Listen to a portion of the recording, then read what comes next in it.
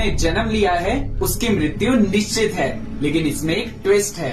हरे कृष्णा, आप सभी का स्वागत है 108 दिन 108 श्रीमद् भगवद गीता श्लोक चैलेंज के 7वें दिन में। तो आइए साथ में मिलकर भगवद गीता के दूसरे अध्याय के 20वें श्लोक का उच्चारण करते हैं। ना जायते म्रियते व कदाचिन नायम भूत्वा भविता वा न भूया अजो नित्य शाश्वतोयम पुराणो ना हन्यते हन्यमाने शरीरे। अनुवाद: आत्मा के लिए किसी भी काल में ना तो जन्म है ना मृत्यु।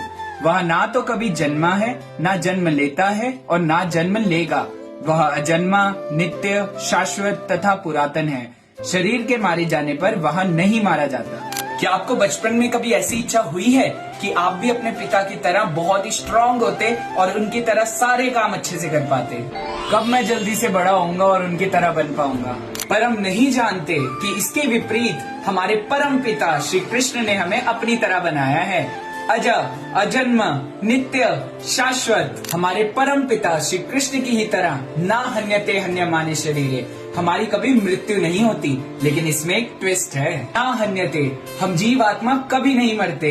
हन्यमाने शरीरे, परंतु जो शरीर हम धारण करते हैं वो समाप्त हो जाता है, क्योंकि शरीर का जन्म होता है और जिसका जन्म हुआ है उसकी मृत्यु निश्चित है। माया के संपर्क में आने से आत्मा देह धारण करती है।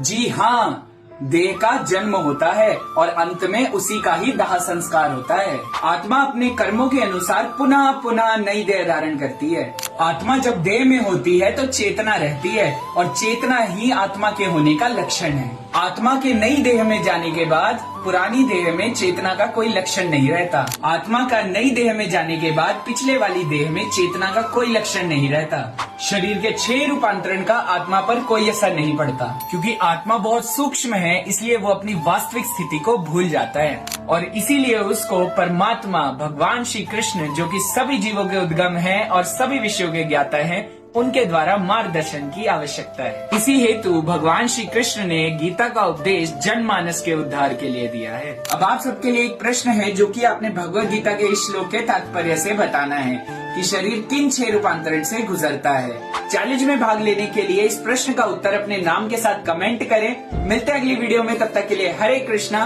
भगवत वाणी भगवद गीता की जय। श्रील प्रभुपाद की जय।